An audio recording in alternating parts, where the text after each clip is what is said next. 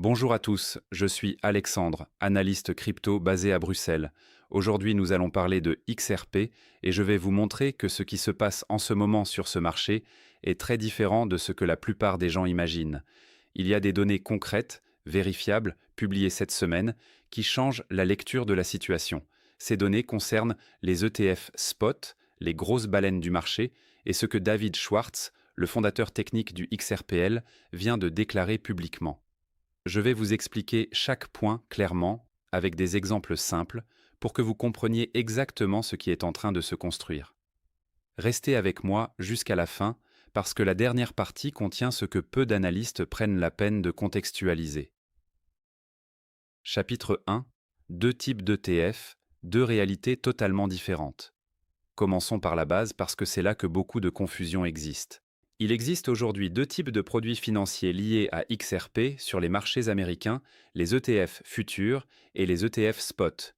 Les ETF futurs, lancés en mai 2025, ne détiennent pas de XRP physique. Imaginez que vous pariez sur le prix du blé sans jamais acheter un seul grain de blé, c'est exactement le même principe. Ces produits utilisent des contrats à terme qu'on appelle des futures contracts qui expirent et se renouvellent en permanence. Résultat, ils n'ont aucun impact sur l'offre réelle de XRP disponible sur le marché. Les ETF spot, eux, sont totalement différents. Quand un investisseur achète une part d'un ETF spot XRP, le fonds doit acheter de vrais XRP, les stocker dans un coffre-fort numérique sécurisé et les y maintenir tant que l'investisseur garde ses parts. C'est comme si vous achetiez de l'or physique et que la banque était obligée de le mettre dans un coffre en votre nom, il sort du marché. Les premiers ETF spot XRP américains ont été approuvés par la SEC en octobre 2025, directement après la résolution du litige entre Ripple et la SEC en août 2025. Au 11 mars 2026, 7 fonds ETF spot XRP sont actifs aux États-Unis. Ces 7 fonds détiennent ensemble 784 600 000 XRP en garde sécurisée. Leur valeur totale d'actifs sous gestion, ce qu'on appelle l'AUM, dépasse 1,44 milliard de dollars. Et tout cela en seulement 4 mois d'existence. Avant d'aller plus loin, si vous ne l'avez pas encore fait, abonnez-vous à la chaîne et activez la cloche. Je publie des analyses factuelles sur les crypto-monnaies chaque semaine, basées uniquement sur des données vérifiables. Et j'ai besoin de vous. Laissez un commentaire en me disant de quelle région du monde vous regardez cette vidéo. Dites-moi aussi quel sujet crypto vous aimeriez que j'aborde dans une prochaine vidéo, que ce soit les stablecoins, les CBDC, Ethereum, Solana ou autre chose. Vos commentaires m'aident à construire des vidéos qui vous correspondent vraiment. Chapitre 2. Les 7 fonds actifs. Qui sont-ils et combien gèrent-ils? Regardons maintenant le détail de ces 7 fonds qui changent concrètement la structure du marché XRP. Le fonds Bitwise, avec le ticker XRP, est aujourd'hui en tête avec environ 310 millions de dollars d'actifs. Canary Capital, ticker XRPC, suit avec environ 262 millions de dollars. Franklin Templeton, ticker XRPZ, propose les frais les plus bas du marché, soit 0,19% par an, et gère environ 230 millions de dollars. Pour vous donner une idée, 0,19% par an, cela représente 1,90 € par an pour 1000 euros investis. 21 Shares, ticker Toxer, lancé en décembre 2025, gère environ 167 millions de dollars avec une garde multicustodiane répartie entre Coinbase, Anchorage Digital et BitGo. Grayscale, ticker GXRP, gère environ 72 millions de dollars depuis la NUISE RK. Rex Osprey, ticker XRPR, a été le premier ETF spot XRP approuvé en octobre 2025. Et Amplify, ticker XRPM, propose une stratégie de revenus basée sur des options d'achat couvertes, une approche différente pour les investisseurs qui cherchent des revenus réguliers. Ce que ces chiffres signifient concrètement, c'est que 784 millions de XRP ont quitté l'offre circulante disponible sur les marchés. Ces XRP sont bloqués dans des coffres institutionnels, et ils ne reviendront sur le marché que si les investisseurs vendent leurs parts. Chapitre 3. Goldman Sachs et les institutions, ce que les chiffres révèlent. Parlons maintenant des acteurs institutionnels qui ont investi dans ces ETF. Goldman Sachs est aujourd'hui le premier investisseur institutionnel déclaré dans les ETF Spot XRP.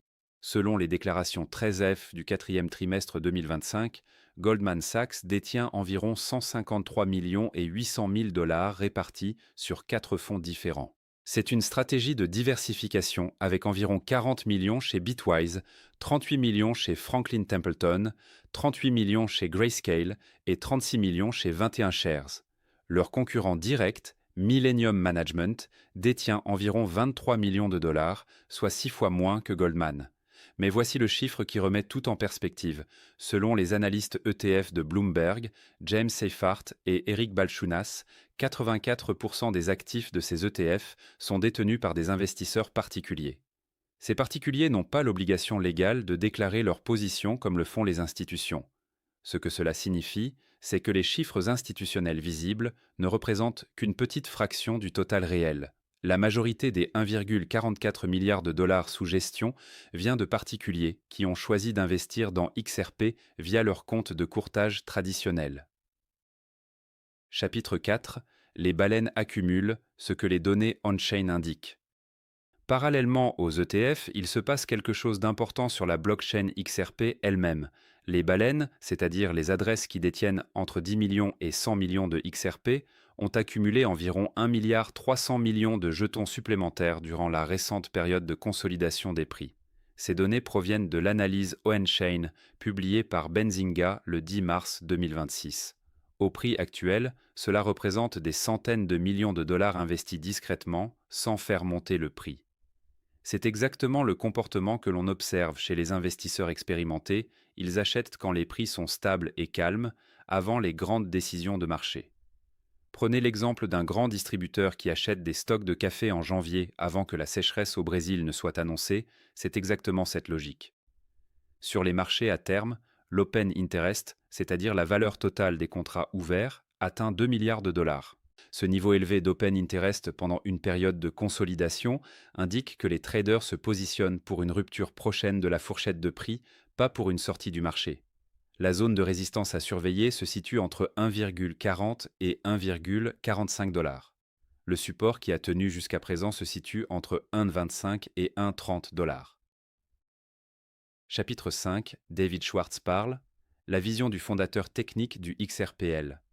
David Schwartz, connu sous le pseudonyme Joel Katz sur Internet, est le CTO emeritus de Ripple et l'un des architectes fondateurs du XRPL. Il s'est exprimé publiquement lors de l'événement XRP Australia à Sydney et ses déclarations apportent un éclairage précieux sur la réalité de l'écosystème. Première déclaration importante, il a confirmé que le XRPL occupe une position unique entre Bitcoin et Ethereum. Bitcoin fait très peu de choses, mais les fait extrêmement bien. Ethereum fait beaucoup de choses, mais avec de nombreux compromis techniques. Le XRPL, lui, propose des primitives financières optimisées, un DEX natif, des stablecoins, des NFT et du lending, sans les lourdeurs d'Ethereum ni les limitations de Bitcoin. Deuxième point crucial, Schwartz a expliqué pourquoi l'adoption institutionnelle n'est pas une fin en soi. C'est un passage obligé pour préparer l'adoption grand public, exactement comme Internet a d'abord été adopté par les militaires et les entreprises avant d'arriver dans chaque foyer.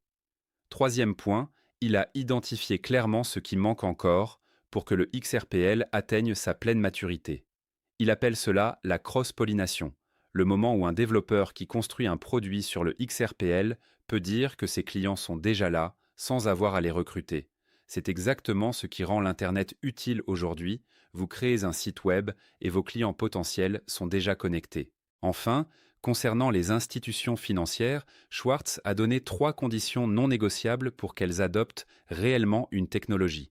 La conformité réglementaire absolue, la fiabilité de niveau institutionnel et la résolution d'un problème réel aujourd'hui, pas dans le futur.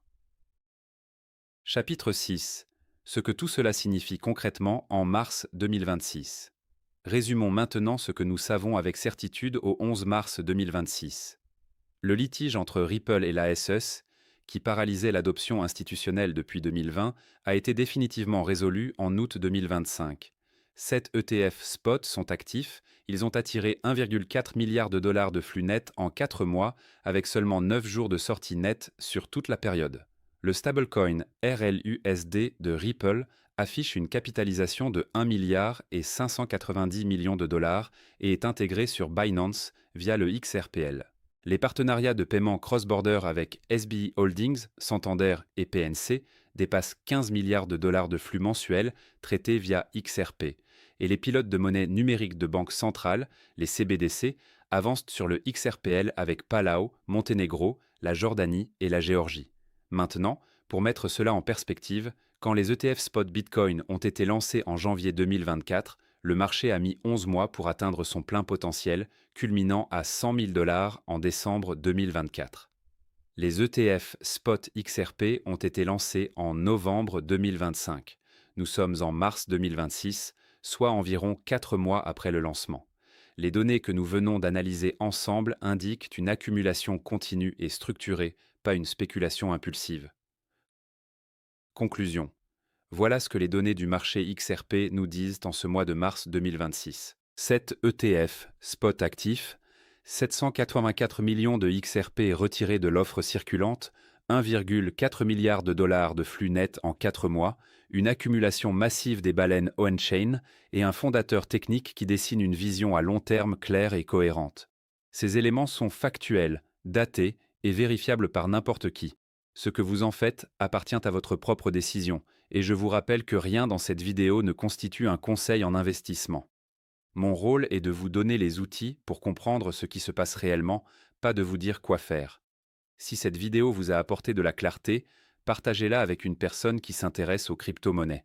Un seul partage peut faire une grande différence pour la visibilité de cette chaîne et pour continuer à produire ce type de contenu gratuit. Merci d'avoir regardé cette vidéo jusqu'à la fin. Je suis Alexandre, depuis Bruxelles, et je vous retrouve très bientôt pour la prochaine analyse.